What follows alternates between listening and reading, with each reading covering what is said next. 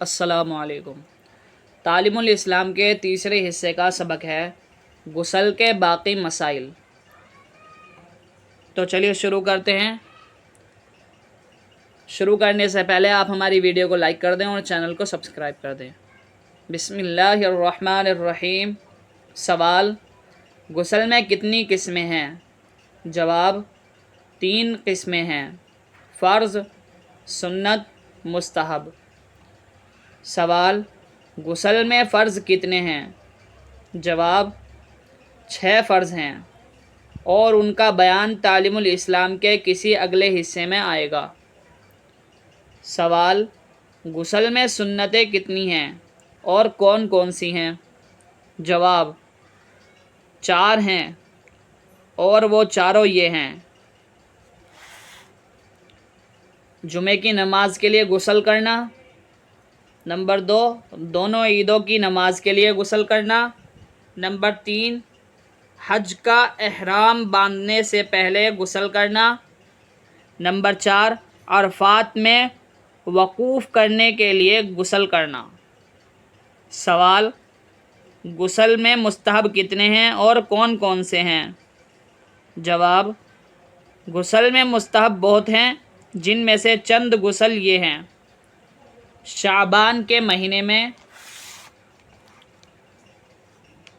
کی 15ویں رات میں، جسے شب برات کہتے ہیں، غسل کرنا، نمبر 2 عرفہ کی رات میں غسل کرنا، یعنی ذی الحجہ کی 8ویں تاریخ کی شام کے بعد آنے والی رات میں، نمبر 3 سورج گرہن، چاند گرہن کی نماز کے لیے غسل کرنا، نمبر 4 نماز استسقاء کے لیے غسل کرنا، مکہ معظمہ یا مدینہ منورہ میں داخل ہونے کے لیے غسل کرنا، نمبر 6 میت کو غسل دینے کے بعد غسل دینے والے کا غسل کر لینا، نمبر 7 کافر کا اسلام لانے کے بعد غسل کرنا۔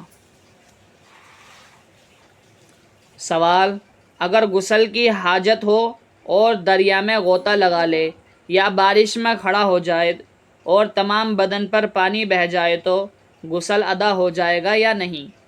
جواب: ہاں ادا ہو جائے گا، بشرطے کہ کلی کر لے اور ناک میں پانی ڈال لے۔ سوال: غسل کی حالت میں قبلے کی طرف منہ کرنا جائز ہے یا نہیں؟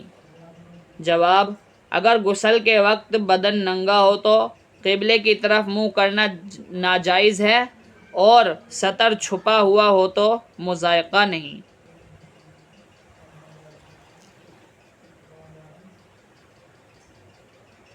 سوال: سطر کھول کر غسل کرنا کیسا ہے؟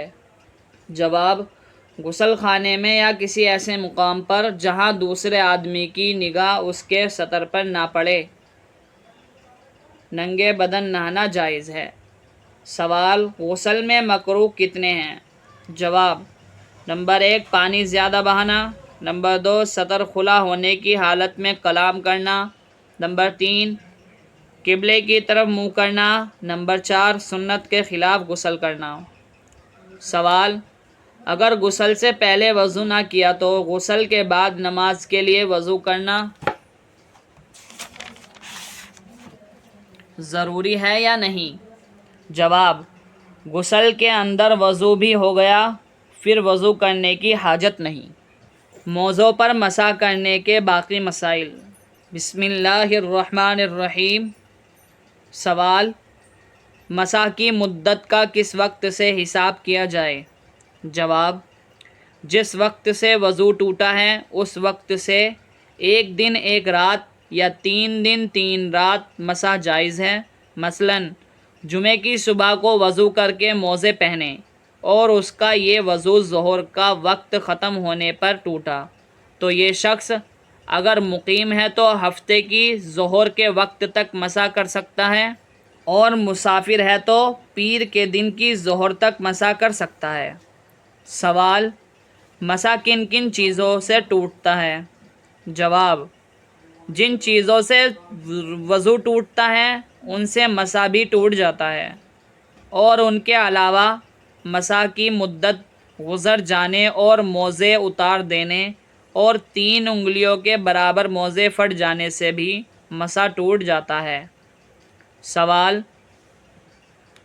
اگر وضو ہونے کی حالت میں موزہ اتار دیا یا وضو ہونے کی حالت میں مدت مسح کی پوری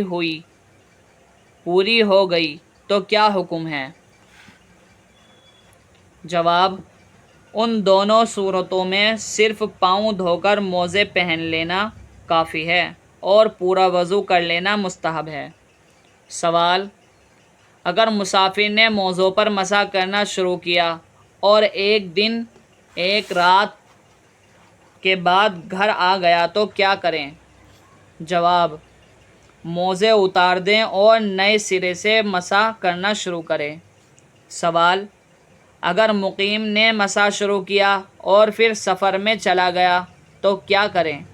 جواب: اگر ایک دن ایک رات پوری ہونے سے پہلے سفر کیا تو 3 دن 3 رات تک موزے پہنے رہے اور مسح کرتا رہے، اور ایک دن ایک رات پوری ہونے کے بعد سفر کیا تو موزے اتار کر نئے سرے سے مسح شروع کرے۔